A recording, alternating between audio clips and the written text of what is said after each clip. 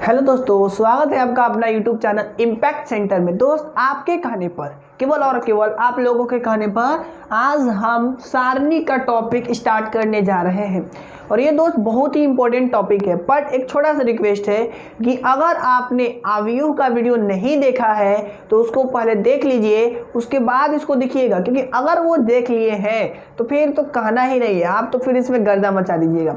तो आइए अब हम समझते हैं कि ये सारणी बेसिकली क्या है। ठीक है, तो मैं आपको बताऊं, सारणी मैं आपको क्लियर करूं तो जब कभी भी हम सारणी पढ़ेंगे तो हमेशा हम इसमें वर्ग अवयव की बात करेंगे।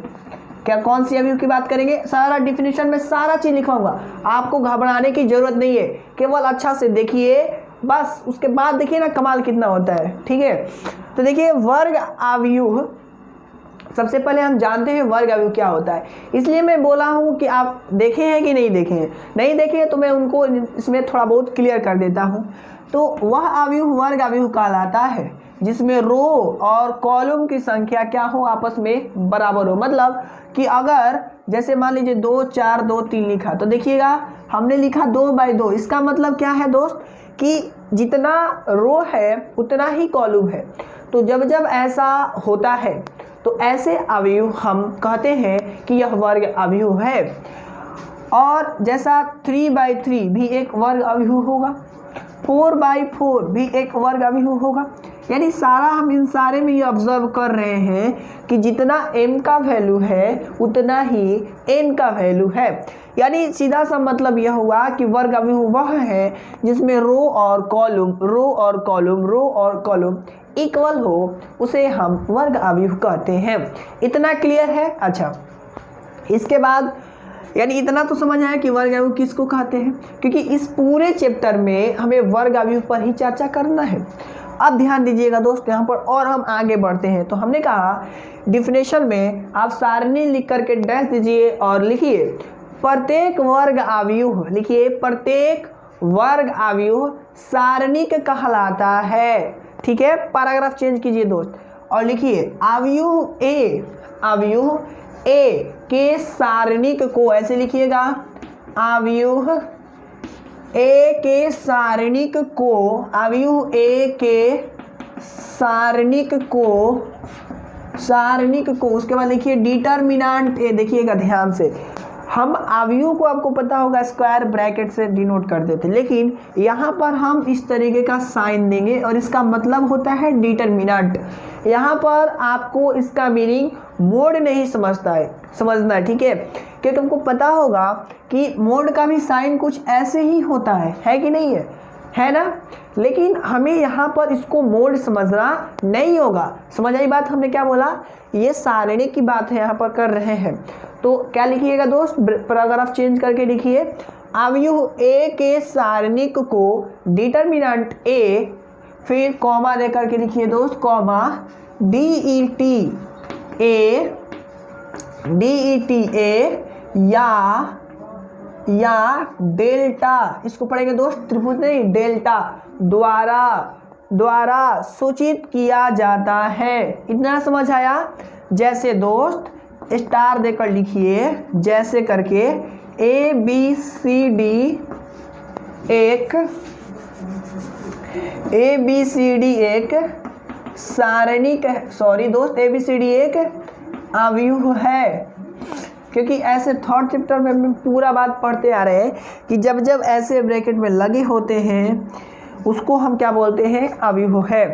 बट क्या लिखेंगे दोस्त, बट जब हम इसी बात को यानी परंतु जब हम इसी बात को ऐसे लिख दे दोस्त इस वाले साइन में, तो हमारा ये जो है वो क्या बन जाएगा, सारणिक है। यानी क्या लिख देंगे, एक सारणिक है। इतना समझ आया? तो जो मैंने बताया उसको एक बार थोड़ा सा रिपीट कर दूं तो हम शॉर्ट में। हमने बताया वर्ग अवयव क्या होता है, तो मैंने बोला रो और कॉलम जिसमें इक्वल हो वर्ग अवयव होता है। सेकंड चीज़ मैंने बोला दोस्त कि प्रत्येक सारणिक मतलब जितना भी वर्ग अवयव है वो सब सारणिक कहलाता है। और ये भी हमने आपसे बताया कि अवयव ए के सारणी को या तो हम इस साइन में या तो हम इस साइन में या तो हम इस साइन के इक्वल लिखा करेंगे। उसके बाद हमने बताया कि यह एक अवयव है। उसके बाद मैंने इसको बताया यह एक सारणिक है। ठीक है, इतना समझ आया। चलिए अब दोस्त एक नोट लिख लीजिए, बहुत ही इंपॉर्टेंट नोट है। लिखिए केवल वर्ग अवयव का, लिखिए केवल वर्ग अवयव का सारणिक होता है। जैसा कि मैंने आपको अभी अभी बताया कि जब जब वर्ग अवयव होगा तभी हम सारणिक निकाल पाएंगे अथवा हम उसे नहीं निकालेंगे। इतना समझ आई बात? ओके, अब आगे बढ़ते हैं। तो आगे अब हम क्या पढ़ेंगे वो ध्यान से समझिएगा। अब हम पढ़ने जा रहे हैं दोस्त सारणिक का मतलब प्रकार पढ़ेंगे। इस तरीके से बोलेंगे तो जैसे अवयव का प्रकार पढ़े थे ना, तो उसमें और इसमें थोड़ा सा डिफरेंस क्या है। तो उसमें हमने बहुत सारा अवयव पढ़ा था, वर्ग अवयव, सममित अवयव, है ना। तो इसमें उतना नहीं पढ़ना है, हमें सिंपल 3 बात पढ़ना है। एक कोटि का सारणिक अवयव, है ना, 2 कोटि का सारणिक अवयव और 3 कोटि का सारणिक अवयव। ऐसा एक और बात समझिएगा। तो हम पहला स्टार्ट कर रहे हैं एक कोटि का सारणिक अवयव। और मैं आपको एक बात क्लियर कर दूं, आपको मैं ये पहले थ्योरी दे रहा हूँ, बेसिक दे रहा हूँ, आप इसको अच्छे से पढ़ लीजिए, फिर एक्सरसाइज आपका हो जाएगा। जैसा कि आप थर्ड में ये बात फील कर चुके हैं, है कि नहीं है। चलिए अगर किए हैं तो कमेंट कीजिए कि हाँ किए हैं, नहीं किए हैं तो इसमें और कीजिएगा, इतना गारंटी लेते हैं। तो पहला हेडलाइंस बनाइए दोस्त, एक कोटि का सारणिक अवयव। चलिए ठीक है, अब इसमें डैश देकर लिखिए दोस्त, वह सारणिक जिसमें एक रो और एक कॉलम हो, वह सारणिक जिसमें एक रो और एक कॉलम हो एक कोटि का सारणिक कहलाता है। ठीक है, अब पैराग्राफ चेंज कीजिए दोस्त और लिखिए इसे, ये उसके बाद इसे लिखने के बाद ये लिखिए, ये ए है दोस्त, द्वारा सूचित किया जाता है तथा इसका मान निम्न रूप से परिभाषित किया जाता है। तथा इसका मान निम्न रूप से परिभाषित किया जाता है। मैं आपको एक बात क्लियर कर दूं कि कोई भी यूट्यूब पर ऐसे बोल कर नहीं लिख पाता है, हाँ, इसलिए मैं बोलना चाह रहा था। तो डैट इज यानी कैसे परिभाषित करते हैं दोस्त, तो डिटरमिनेंट ए इक्वल टू, ये स्मॉल ए है, इसका जो आंसर होगा वो ए होगा। यानी डिटरमिनेंट ए का वैल्यू किसके बराबर हो जाएगा, ए के बराबर होगा। जैसे दोस्त थोड़ा हम 1-2 एग्जाम्पल ले लेते हैं। जैसे 7 और इसका आंसर क्या हो जाएगा 7, 8 इसका आंसर क्या हो जाएगा 8। तो ये रहा आपका आंसर। तो इतना तो समझ आया कि एक कोटि का सारणिक हम किसे कहते हैं। अब हम पढ़ने जा रहे हैं दोस्त 2 कोटि का सारणिक। यानी अब हेडलाइंस बनाइए दोस्त, सॉरी दोस्त यहाँ पर अवयव नहीं लिखना है, अब पहले वाला में थोड़ा सा सुधार लीजिएगा, केवल लिखना है 2 कोटि का सारणिक। ठीक है, और फर्स्ट वाले में लिखना है 1 कोटि का सारणिक, अवयव नहीं लिखना था। ठीक है, अब हम इसमें बात करेंगे 2 कोटि का सारणिक। तो इसका डिफिनेशन हम कैसे देंगे, तो ध्यान से समझिएगा। इसका डिफिनेशन हम कहेंगे कि एक ऐसा सारणिक जिसमें 2 रो हो और 2 क्या हो, कॉलम हो। फिर से, एक ऐसा सारणिक जिसमें 2 रो हो और 2 कॉलम हो। ठीक है, क्या कहेंगे, 2 रो और 2 कॉलम हो, तो ऐसे सारणिक 2 कोटि का सारणिक कहलाता है। ठीक है, आप डिफिनेशन लिख सकते हैं। लिखिए, वह सारणिक जिसमें 2 रो एवं 2 कॉलम हो 2 कोटि का सारणिक कहलाता है। फिर लिखिए दोस्त पैराग्राफ चेंज करके, इसे डिटरमिनेंट ए बी सी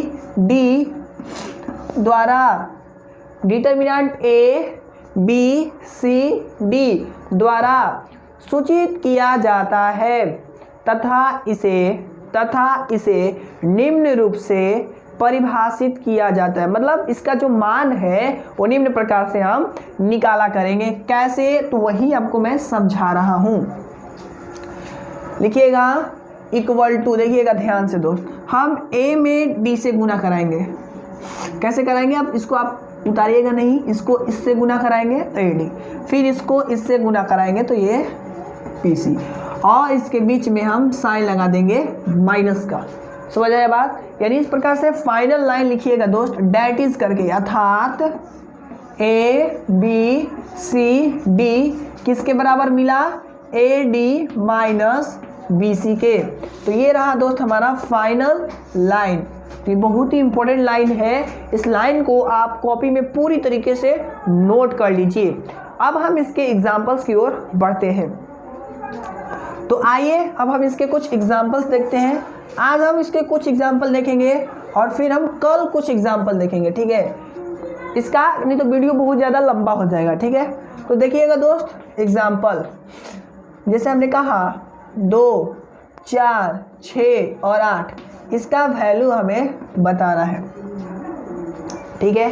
कैसे याद कीजिएगा? सिंपल, मैंने क्या लॉजिक बताया, इसको इससे गुना कराना है, इसको इससे गुना कराना है और घटा देना है।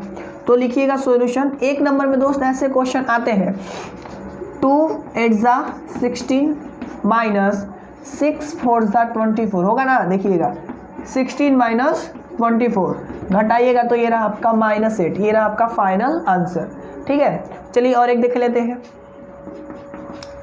चलते चलते और एक देख लेते हैं। 2 4 2 6, ठीक है? इसका करिएगा अगर सॉल्यूशन आप तो 2 6 ऐसे कर लेते हैं, 2 × 6 और माइनस क्या 2 × 4 होगा ना? समझ आ रही है बात? ओके। इक्वल टू देखिएगा 2 6 12, 2 4 8, घटाइएगा तो दोस्त ये रहा आपका 4। तो इस तरीके से हमने आंसर निकालना सीखा। तो ऐसा नहीं कि मैंने एग्जाम्पल यहीं पर ख़त्म कर दिया, नहीं, गलत है। अभी हम बहुत सारा एग्जाम्पल्स पढ़ेंगे, लेकिन आज हम इतना ही पढ़ेंगे। क्यों? क्योंकि वीडियो बहुत ज़्यादा लंबा हो जाएगा, क्योंकि एक दिन में 2 वीडियो अपलोड करना है ना? इस कारण से मैं बता दूं, अभी ख़त्म नहीं किए, अभी पढ़ाता रहूँगा और इसको भी पढ़ाता रहूँगा, ठीक है? तो आप अभी को एक्सरसाइज देखते रहिए और इसका थ्योरी देखते रहिए।